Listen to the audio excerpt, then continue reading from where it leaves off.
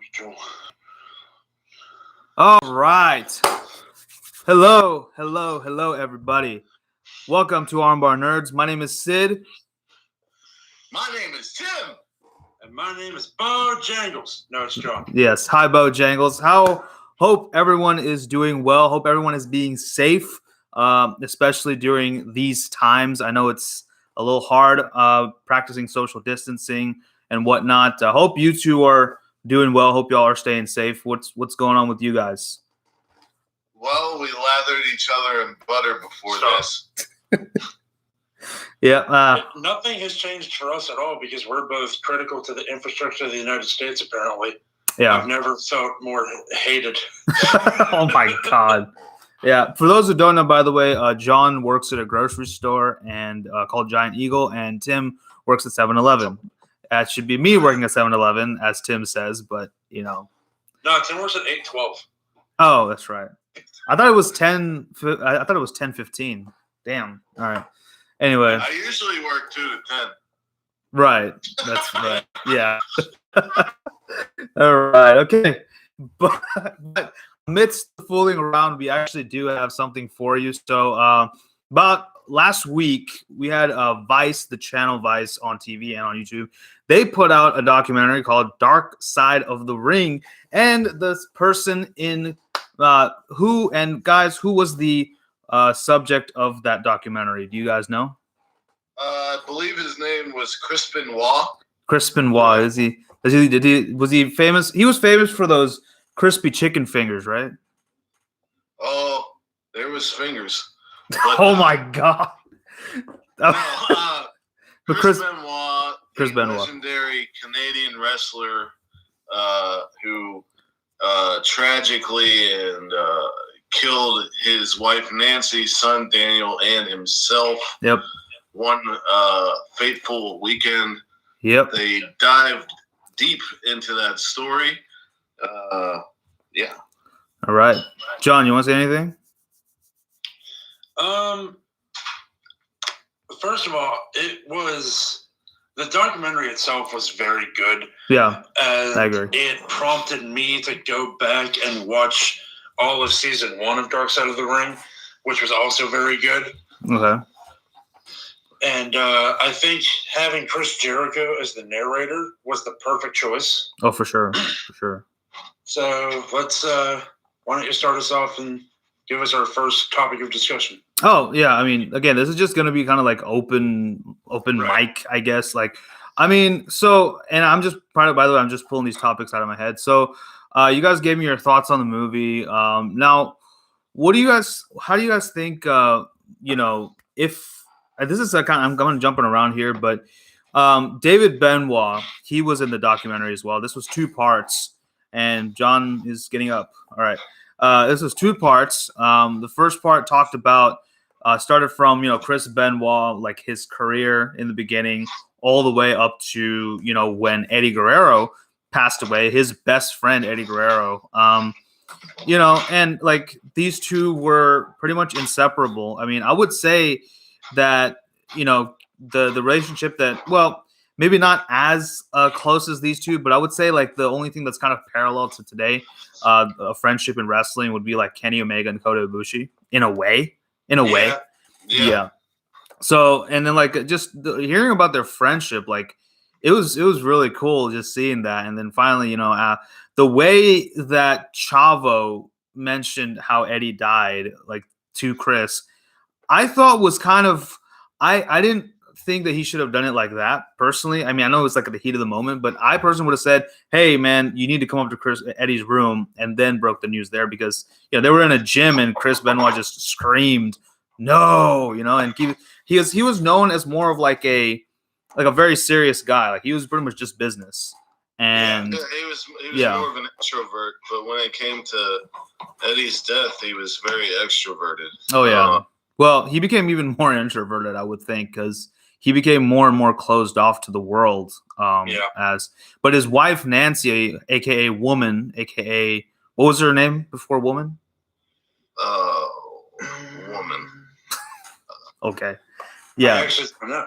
Yeah, I'm not aware. Okay, but yeah, she had some. She was like they talked about like how they met and stuff. Like it was interesting how she was with was it John Sullivan? Is that his name? Kevin Sullivan. Kevin Sullivan. I'm sorry. I knew that was my next answer. Kevin Sullivan, and they said that he was abusive. When she was with Kevin, she was known as Fallen Angel. Right. Fallen Angel. Right. Fallen Angel. Okay. Yes. And then woman. Yeah. Yeah, and then yeah, I mean, I just but like yeah, I mean, you guys are just free to interrupt me, by the way. So I don't have like questions written down, but maybe I should have. I don't know, but like I think for me, this whole documentary definitely kind of helped somewhat get into the mind of Benoit and like how he was doing mentally, which of course was not so good. But me personally, I think it was the death of Eddie that really, sent him off on this path. For sure. And of course, doing the diving headbutt, which people, if you're a wrestler and you're watching this, don't do the diving headbutt. So yeah. I love how the writer of the book Mhm. talked about the history of the diving headbutt and how Harley Race got hurt from it, had multiple concussions, and told Dynamite Kid not to do it. Dynamite Kid still did it and got crippled, and then he told Benoit not to do it, and now we obviously know what happened with Benoit. I think passed away at 35 as well. No. Who? He's still alive. Who? He's on his deathbed. Wait, who? Dynamite Kid. No, he's dead. He died like 2 years ago, maybe? Yeah, he died like 2 years back. Yeah. Right. Anyway. Oh, no, he had to retire at 35. That's right. I was wrong. Yeah. So, yeah, anyway, I mean, yeah. So, I the things about this documentary that hit me or I thought was really good was that they I like how they talked a lot about Nancy and her career. It feels like a lot of the time when they bring up the Benoit tragedy, it's just about the tragedy. It's about what Benoit did. It's not no one ever talks about Nancy's career. It doesn't. No one ever thinks about that. And she is a Hall of Fame worthy valet and manager. And Chris Jericho actually mentioned that role has kind of died off now, but right. And then when they talked about Eddie's death, I almost cried, dude. Yeah, I was crying. I almost cried. It's like it brought me back to where it felt like it happened yesterday. And I was crying for multiple reasons. One, I didn't know Chavo found him. Like I wasn't aware that Chavo found him and he died in his arms. And then secondly, just how bad it affected Benoit was really upsetting. Yeah. This documentary also gave me some new information. That book, the writer of that book, he mentioned that there was a note. A suicide note, yeah. Yeah, and I didn't know that. I didn't know that there was that he gave Daniel Xanax. Yeah, that was crazy. And so it's not like a lot of people say that he snapped, but if someone snaps, they wouldn't think this through. They wouldn't think to give the kid Xanax. Exactly. And everything. Yeah. They'd also do it all in one day. Right. All right. That too. So it was a premeditated act, but like Jericho was saying, it does. One wrestler is acclaimed and one can't be talked about at all. But the thing is, whether he's allowed to be talked about or not, people are still going to talk about him. Exactly. He's never going to be forgotten. Right. And people are going to go and watch his matches, whether it's pushed on them or not. Yeah. Because he gave everything in his body and soul. Oh, absolutely. To wrestling. He and did. that was the writer also said that, which was which I thought was really emphatic. he said something along the lines of, the tragedy is that Benoit would have done anything to get to the top of the wrestling industry. And if you look at it like that, it's true. Mhm. Because the steroids, the concussions, the alcohol abuse, the passing of Eddie, all those things have to do with his drive to get to where he wanted to be. So, I was really impressed with How they showed all that. with the writer. Yeah, especially. they definitely did take like a 360-degree look at the whole situation, because and I would say, so let's kind of switch gears just a little bit, instead of talking about the tragedy. Like, what was some of your like first matches that you saw of Chris Benoit that made you go, oh man, this guy is awesome? What are some of like your favorite matches of his? I never saw anything he did in New Japan. Mhm. I was just too young at the time that he was there. The first thing I can really vividly remember is his feud with Eddie on Monday Nitro. Okay. And one match that sticks out in my mind is from Sold Out 1997, which they opened the show. And the match was a 10-star classic, which obviously it was Benoit and Guerrero. Right, for sure. What about you, Tim? Before I got out of wrestling for a period of time, Benoit was probably my number one favorite wrestler. He and Bret Hart were pretty much my two favorite wrestlers of all time at that time.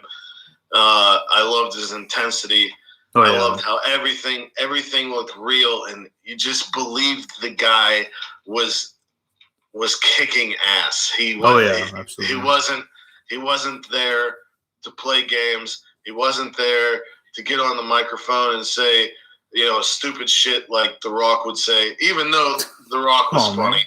Yeah, The Rock was great. But you know what I'm saying? He wasn't there to say like, oh, you smell like vagina or whatever.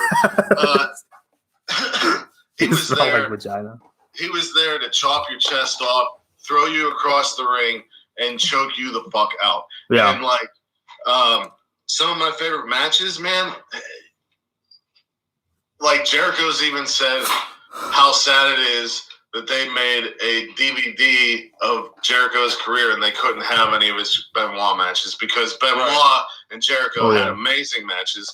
Yeah, they did. Benoit, Jericho, and Kurt Angle had a great three-way feud for a while on SmackDown, I believe. And one of the greatest, if not the greatest, tag team match in Western wrestling history happened on a Raw. It was Chris Jericho and Chris Benoit versus Stone Cold Steve Austin and Triple H, the Power Trip, and that was fantastic. I mean, you could literally say any Chris Benoit match, go watch it, and you'll get it. And I mean, he had a great best of series with Booker T. Even he was just. Yeah. I'd be remiss to not mention WrestleMania 20. Absolutely. I mean, as far as moments that stick out in wrestling history go, the embrace between Eddie Guerrero and Chris Benoit, where they both had won their respective show's main title that night, and they embraced at the end of the show, and there was confetti and the flashes in the crowd, which is something that I talk about often because it's a thing that you don't see anymore. That nobody has. You really don't have flash photography anymore because cameras are advanced to the point that it's not necessary. Yeah. I mean, you can do it on your phone now, so. Yeah. I'm gonna go off of that and say, if it wasn't for Eddie and Chris, and especially that night, the coronation, I don't think we would have the careers of CM Punk or Daniel Bryan or other certain undersized wrestlers. Right. Balor. Yeah, even Balor. Yeah, Balor. Darby Allin, anybody. The entire 205 Live may not be a thing. I mean, the only other thing that I could contribute cruiserweight. that. Yeah, cruiserweights being taken seriously wouldn't happen without moments not at all.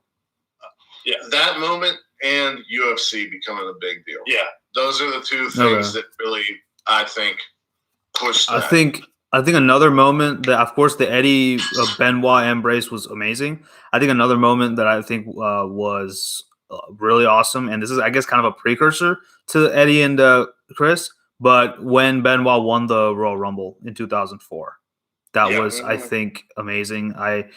I mean, I remember kind of going back and watching clips of it, and I was like, "Oh man, this is awesome!" Because, even I remember when he first even came up into WCW, like they talked about it in the documentary. They're like, "Oh, like Chris Benoit cut a promo, quote unquote, and was like WCW, the land of the giants," and and of course now WWE is the land of the giants, and someone like Chris Benoit thriving in such a place is almost unforeseeable at that point in time.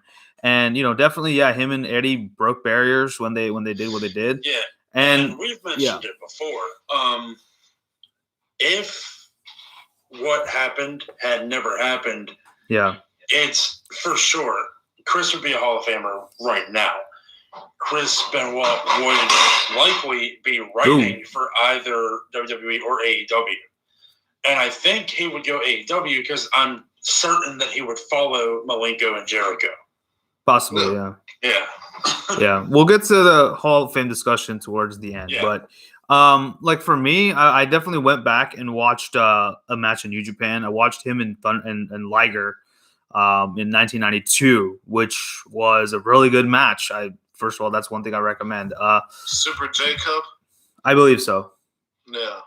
That was a really good match. He supposedly had a great match against the great Sasuke in that tournament. The Owen Hart tribute match Nitro with Bret Hart was fantastic.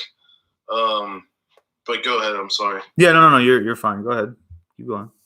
You're fine. I'm just saying, like, those are good. So I mean, and then now obviously going into his personal life a little bit. I mean, you see throughout the documentary, like interspersed with video clippings of, like, I guess, home videos that Benoit and Nancy used to make, and I mean, they seemed super, super happy, and they seemed really like they seemed to complete each other very well, and it was very heartwarming. Well, in the beginning, heartwarming to see Benoit like so happy, and then basically rescued her from the relationship she was in with Sullivan. But though Sullivan makes no appearance in the documentary, he of course also denies all allegations that he abused her. I wouldn't expect him to. Right, and I wouldn't expect any less. I mean, that's kind of something that someone who did abuse would say. I mean, I don't think you would admit to abusing your significant other, and I think Benoit, obviously, for me, I remember like my first experience with Benoit came with my first exposure to pro wrestling, and that was WWF No Mercy, the video game, and playing as Benoit was awesome, but getting your ass kicked by Benoit was just as bad because he used to. I think he was what he did with the triple German suplexes obviously was like a precursor to the suplex city that Brock Lesnar employs in his moveset. And by the way, those two had a pretty good match, didn't they? Like they had a match, I believe. I remember that. And I think they did. I'm sure they did at some point. I think it was on Raw or SmackDown. All you got to do is search Chris Benoit versus and click any link, and it'll be a 5-star match. Exactly, I agree with that. I agree with that for sure. And I remember one of my favorite moments of Benoit was I think Angle and Benoit were feuding for a while, and they were forced to tag with each other against, I believe it was Crash and Hardcore Holly. I forget who their opponents were. I remember them just continuing to build up that storyline that these two absolutely hate each other and that they were still forced to tag. I remember like Benoit and Angle just really, slapping each other on the chest to tag each other in. And whenever each other would get their asses kicked, Angle, if Angle was getting his ass kicked or Benoit was getting his ass kicked, the other guy would be like laughing, like, "Oh my god, you piece of shit, you suck," you know? Yeah. That was cool. So yeah, I mean, it wasn't like Benoit had like zero charisma whatsoever, but but like you guys said, he was absolutely known for his amazing intensity in the ring and whatnot. People liked him because he was an animal. Like, right. It was like, and you knew that if Benoit was on the card, you were going to be entertained. And you were going to see something special. The greatest WrestleMania of all time, WrestleMania 17. Kurt Angle and Chris Benoit. Mm-hmm. One of my favorite matches was, I believe, Royal Rumble 2001. Chris Jericho versus Chris Benoit in a ladder match for the Intercontinental title. I think it was 2001. It was definitely 2001. Yeah. Probably. Jericho and Benoit were both definitely synonymous with the IC title scene. Yeah, they were. I remember they had a ladder match for that, didn't they? Yeah, that's what he just mentioned. Yeah, they had a ladder match. That was a good match, by the way. Please watch it. Watch all of his matches. Just watch all of his matches. You won't get it on.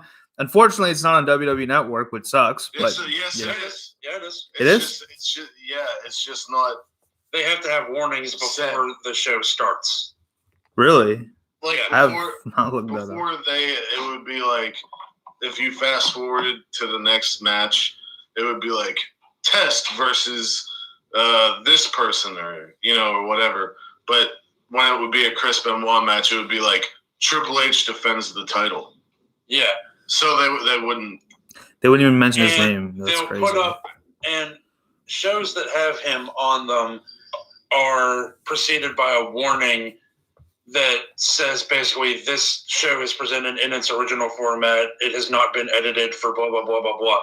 But yeah, that's ridiculous. Yeah, but like, so speaking of that, I mean, I'm just jumping back and forth here. But speaking of that, when after everything that happened, WWE completely erased Chris Benoit from everything, and they almost blackballed his whole family, which I thought that was kind of ridiculous, which is weird.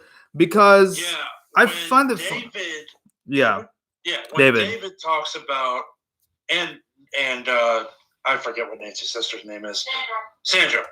And when Sandra and David say that no one from WWE kept in touch with them, except Benoit and except Jericho and Chavo, and then even that was only to David, is what I would assume from watching the show. Yeah. And at the end of the documentary, when David just breaks down, and of course he would, and you see that Chavo has been in the same room with him the whole time. And then you find out that, and people wonder why we love Chris Jericho, that Chris Jericho is the one that got them together. Yeah. And brought Nancy and David together. Or not Nancy, Sandra. Sandra. Yeah, it's okay. Like, how can anyone on this fucking planet, and I'm sorry to swear. It's okay. I don't have that on your channel that much. It's Armbar Nerds, man. We can do whatever the hell we want. How is it possible that there are people that dislike Chris Jericho? It's ridiculous, yeah. Chris Jericho let himself go. He's fat. Well, shut up. Yeah. It's ridiculous. Yeah. The guy's great. Yeah, he's awesome. I mean, people talk about, he let himself go. Shut up. Just shut up. Yeah, he's 47. Yeah. You're gonna look like you look like shit now. Exactly. Yeah. Like if I look like Chris Jericho when I'm 47, I'm very happy. I'm gonna tell you right now. If I look like him, what? I don't know. Tim's smiling for some reason. Anyway, yeah, he just wants to see me naked. That's why. Anyway, sorry, just bringing a little bit of levity. What? Should I leave? No, you can stay. You good? You good? You can watch. It's fine. So yeah. Jesus Christ.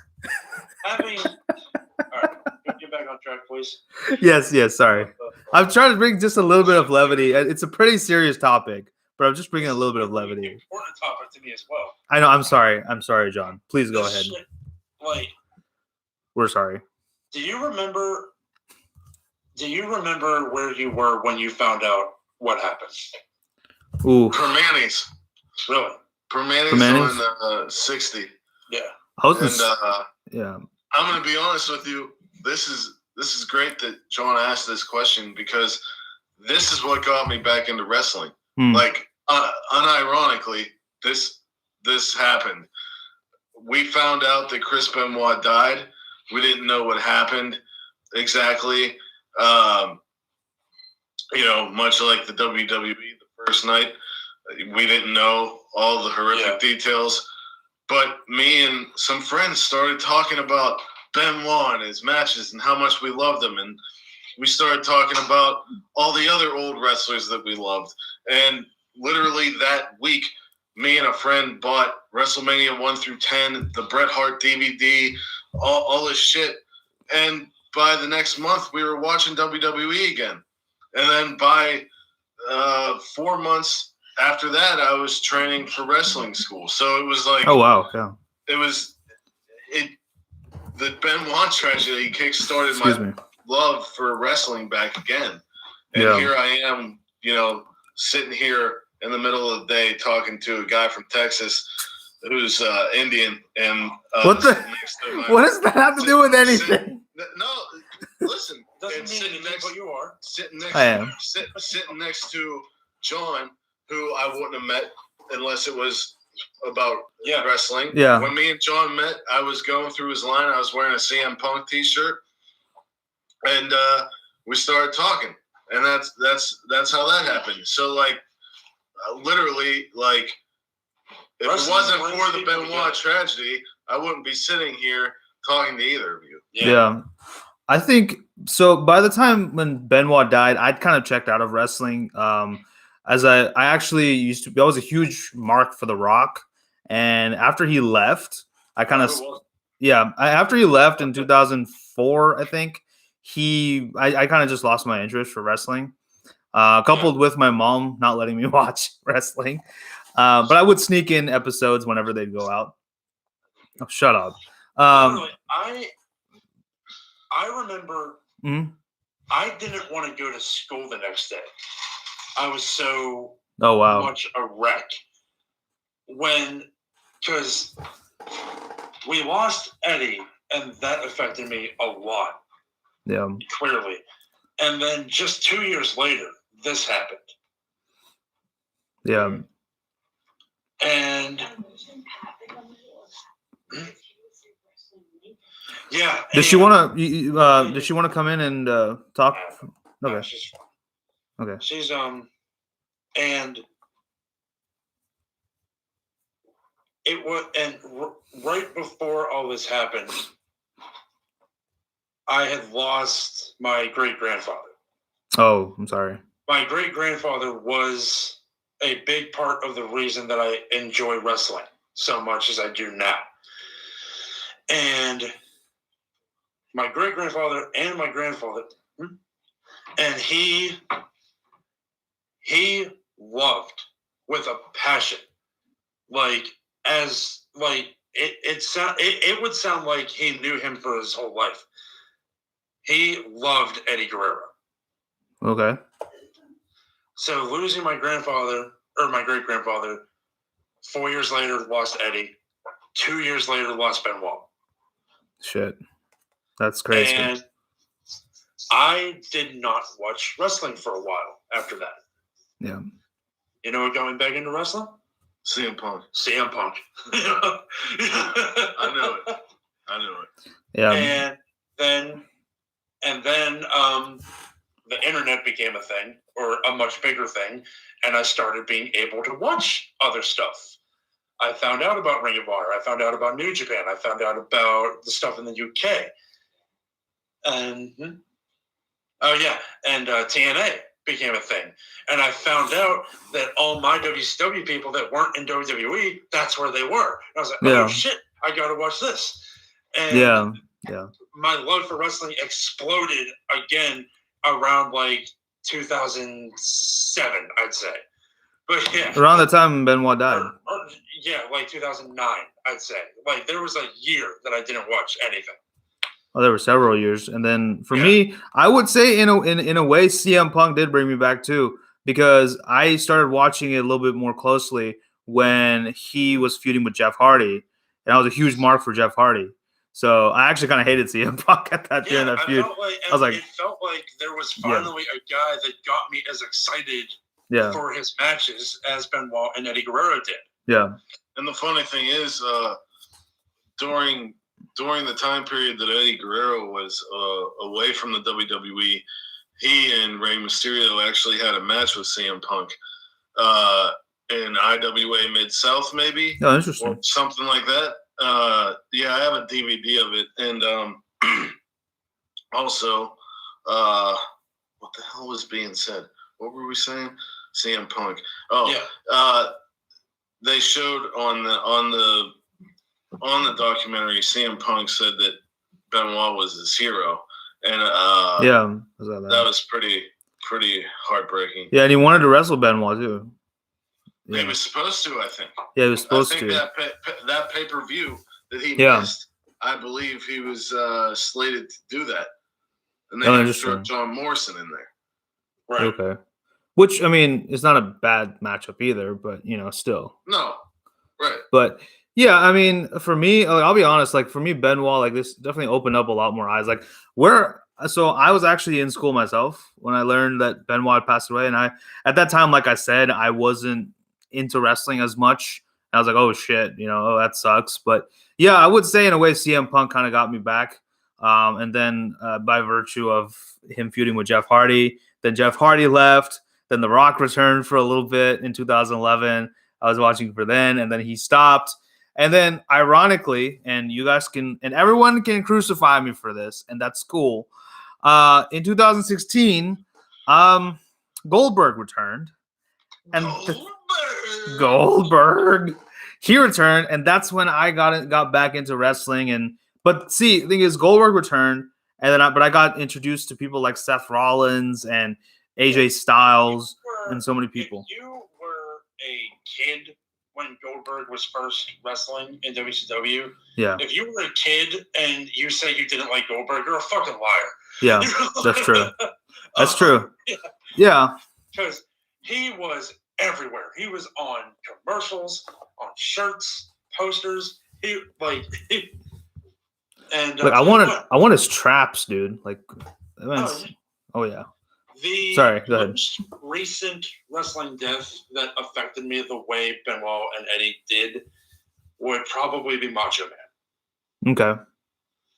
And that's because just as much as I loved Goldberg when I was a kid, like I've said multiple times on many versions of this podcast, I was a Nitro kid. So my guys were Macho Man, Hogan, Kevin Nash, Scott Hall, and come to find out years later, those were all WWF guys.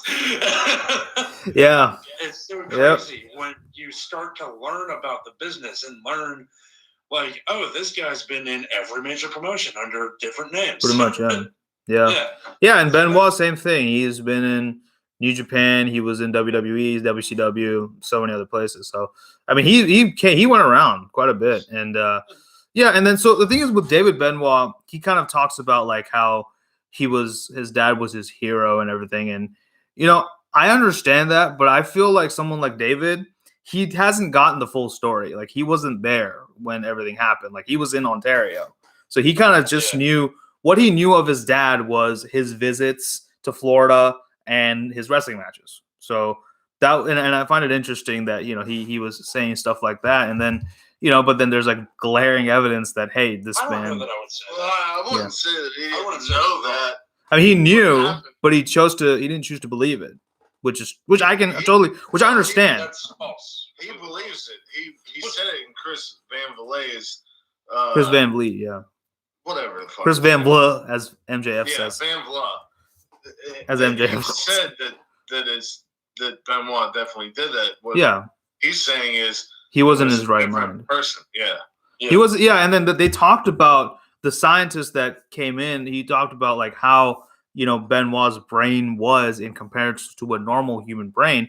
There were protein deposits in his head that didn't cause him to think straight. So obviously, I mean, that was the reason why he went off the deep end. I mean, it doesn't excuse him, but it's more of an right. Even though, but it makes me understand. Completely inexcusable. Right. It's a tragedy. But it is such an important story in regards to mental health treatment. Yes. And the way that the business has changed. Absolutely. And it was said, and Jericho said this, by doing what he did, Chris Benoit almost ended the one thing he loved more than anything. Right, yeah, because the news outlets already were a little bit... It very much could have ruined the wrestling business. Yeah, and they were already antagonizing the wrestling industry, and this is a nice, juicy story. Oh, look. They always will. Huh? They always have, and they always will. True. Yeah, because they still think wrestling's a joke. I can't. So, you all right? Yeah, I'm fine. Okay. Yeah, but I mean, for the news, the wrestling is always going to be a joke, and it's always going to be stupid. It's always going to be wrong. And oh, hey, look, a wrestler! Look at him. He killed his family and he killed his himself. You still want to watch wrestling? Oh my god, dude, the fucking news media was waiting for a story like this. Yeah.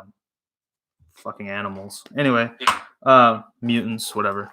All right. Anyway, but what else did I want to talk about? Oh yeah. So I mean, I find it interesting, and I don't compare these two, obviously, but and you guys can jump in. You guys can completely, say that I'm wrong, but it's funny that Tim's excited. But it's funny. I find it interesting that speaking of the news and all that. Oh god! A year later, there was a kid down in Florida that killed his sister or whatever. Okay. Doing wrestling moves. Interesting. So, okay. Don't try it at home, kids. Anyway. Yeah.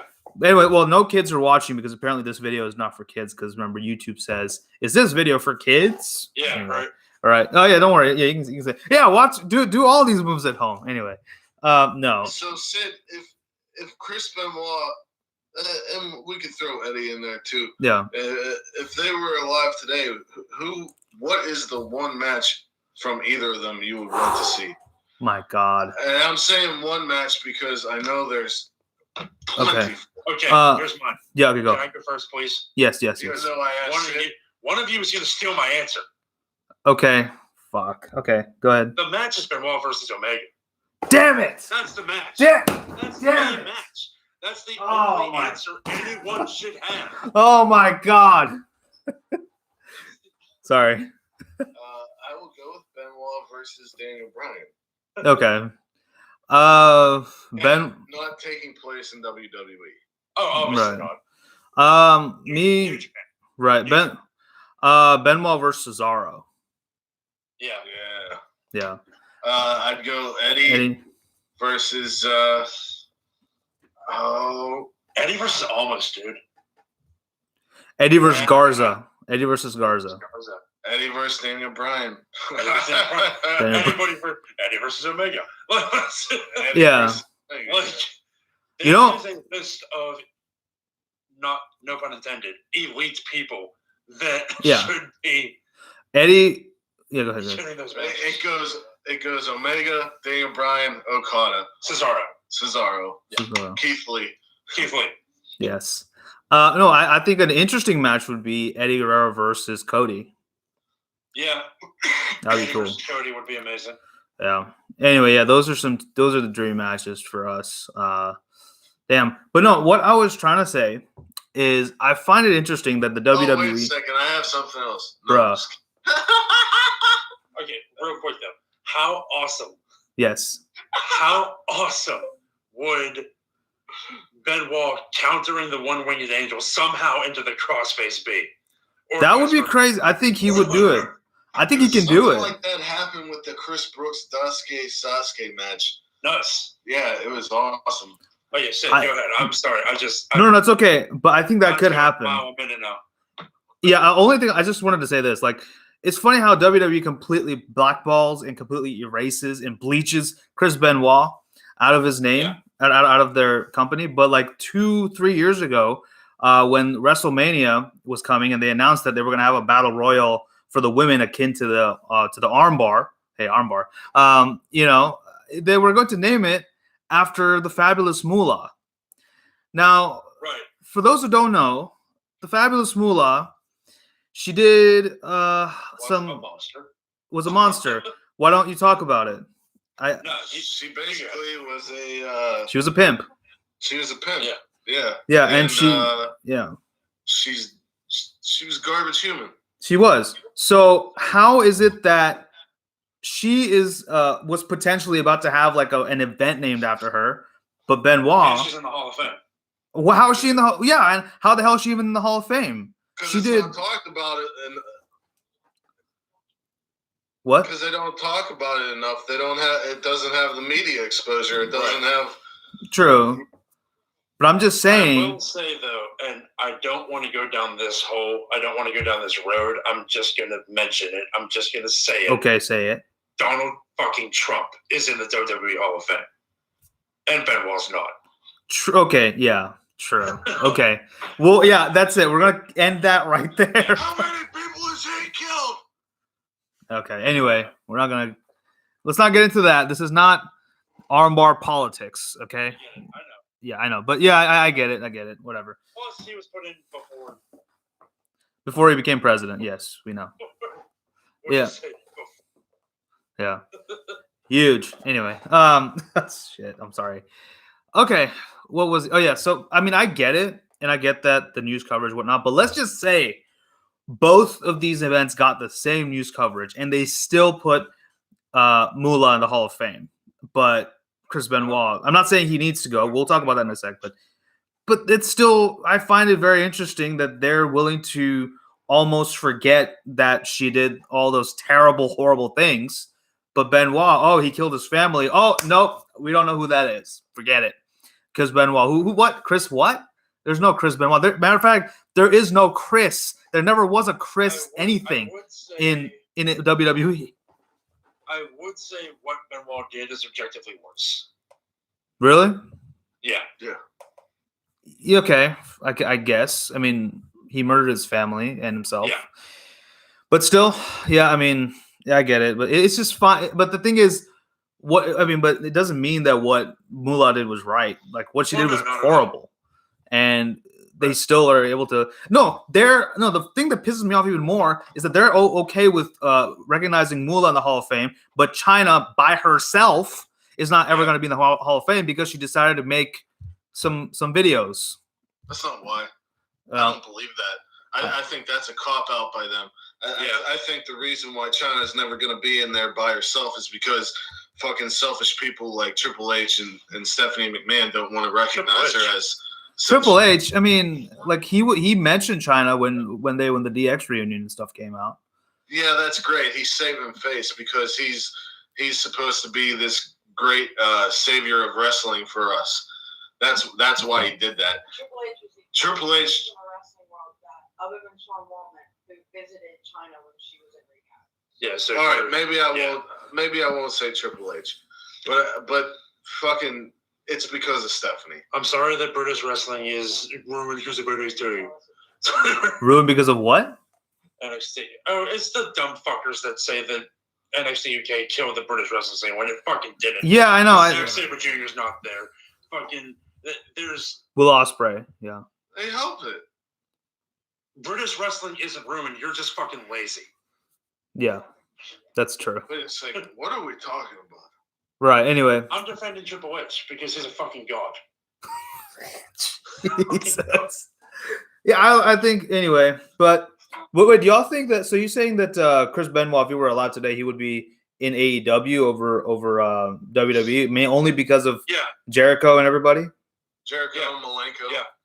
Yeah, that's exactly what I'm saying, because it's true. Chavo's not there, so if Eddie was still alive, Eddie would probably not be there. So, Maybe. Okay. So, all right. I guess, we're at 45 minutes. All right. So let's go ahead and answer the $64,000 question. Chris Benoit, Hall of WWE. Don't interrupt me. Let me finish my question. WWE Hall of Fame, Chris Benoit. Why or why not? Why or why not? No. Okay. Why? Because he killed his family and himself. and he almost brought the entire business down with him. Okay. John?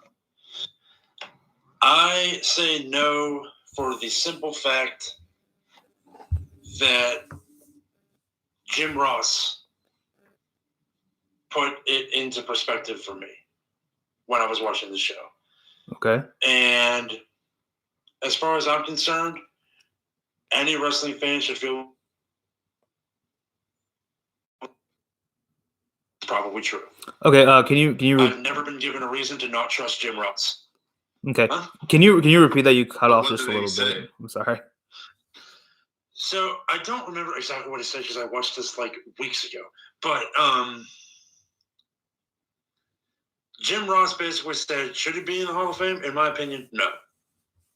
And honestly, that's enough for me. Okay, so because Jim Ross said so? That's enough for me. Okay.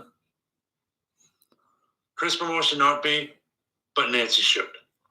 Woman, but yeah. Yeah. Okay. Yeah. Personally, go ahead. What I said was, I don't know if this got cut out, but what I said was, regardless of how you feel about Jim Ross's commentary now, no one on earth has ever been given a reason to not trust Jim Ross. True.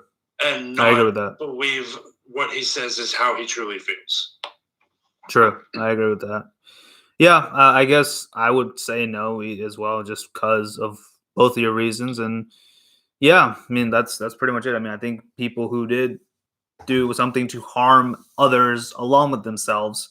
No, the fact that he armed, yeah. Fans will remember Benoit with or without the Hall of Fame. Bang. Because They the will. Hall of Fame is very much, A popularity contest. it's politics. It's a popularity contest. And It is. if we want to be real about it, it's not real. It's just a show that WWE gets to do once a year to let old people have their moment in the sun. Just look at Scott Steiner's.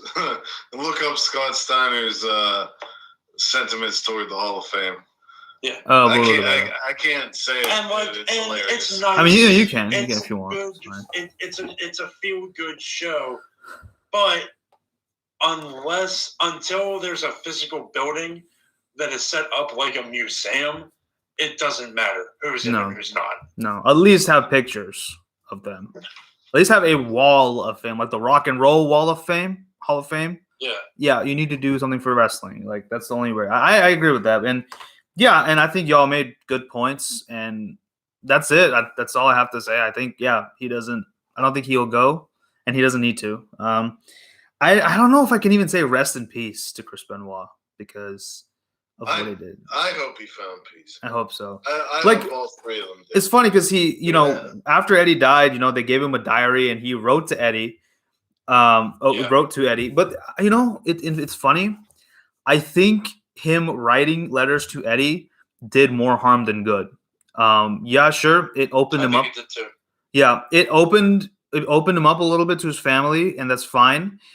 But the thing is, he basically was saying stuff like, "I'll see you soon, Eddie," and stuff like that. And basically, that he wanted to see him soon. And it sucks because he came off like the type of guy that would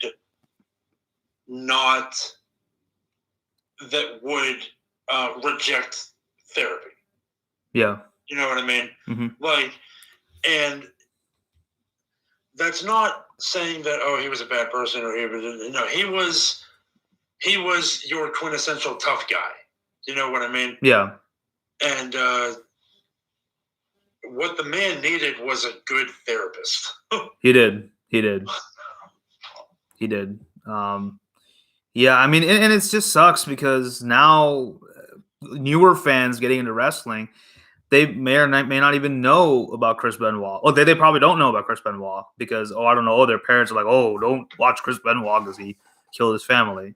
But, I think that, this documentary did a good job of exposing maybe even younger audiences who watch wrestling to someone who was there, to someone who basically was pretty much at the top of the mountain and came crashing down. I really appreciate the fact that there are places and people that are now not afraid to give David a platform. Yeah. I do hope David does well. I mean, I know he's doing he went to school, he went to college, and he's working a good since he's not going to go to WWE because, well, no, an interesting snapshot. Because David Benoit, they don't know who that is apparently, except Natalia, so that's there. But yeah, I mean, it sucks because like why make David suffer for the sins of his father? You know, I don't get that. That's stupid. Something that JR has said. Yeah, I mean, and they do vilify WWE in this documentary, and rightfully so, actually, because yeah, fine, the man's father killed his wife and son and himself, but David didn't do that. But you don't even check up on the kid. Exactly. Can we say this though? Yes. In ending, it was beautiful at the end how they brought his Chavo, son, Sandra, and and Nancy's sister back together. That was touching. That was very touching. Yeah, I honestly do. I think like I did feel a tear come out of my eye watching this documentary, but it was very well as a documentary itself. It is a very well made documentary, and if you haven't seen it, please go over to Vice's YouTube channel and go watch it. The people behind Dark Side of the Ring should be very proud. They should be. Yeah, I agree. I need to go back and watch some of the season 1. I watched especially the Bruiser Brody episode was really incredible and told a story that no one has ever been allowed to know. Okay, I'm gonna check that out. But I've watched a little bit of the Montreal Screwjob one with Jim Cornette. Anyway, fuck you, bye. Well, I tell you what, man, don't talk about the Montreal Screwjob. I bet that's how he came in. He's like, you gonna do a Montreal Screwjob documentary without me? Fuck you, guys. Anyway, oh boy. Anyway, so final comments. Gentlemen, wherever Chris is now, I hope he has found peace. Yeah. And I hope that somehow him, Nancy, and Daniel are together. Mm-hmm. In a good way. Yeah. Tim? I would like to say that this was an enjoyable podcast. Yeah. Between 3 friends, and we will be back in effect very soon with the best matches of March on the Armbar audio channel, so check that out. Okay. That's it. All right. Well, personally, yes, great documentary, very eye-opening. Please watch Dark Side of the Ring, Benoit, if you haven't. Vice, by the way, is not paying us to say any of this, but if you want to send us a check, Vice, slide into our DMs. They are open. Anyway, all right, with that being said, thank you for watching. If you've watched Dark Side of the Ring, Chris Benoit, let us know about it in the comments below, and let us know what your thoughts about it, about the whole Benoit thing. Do you think Benoit should be in the Hall of Fame? Whatever you want to talk about, go ahead. Just go ahead and drop it right here. But with that being said, thank you all for watching. This is Tim. This is Sid. Tim. And John. Signing off for Armbar Nerds. Take care. Stay safe out there. Wash your hands and all that good stuff. And stay home. Stay home. Yes. All right. Well, if you can. Anyway, with that, we'll see you guys later. And bye-bye.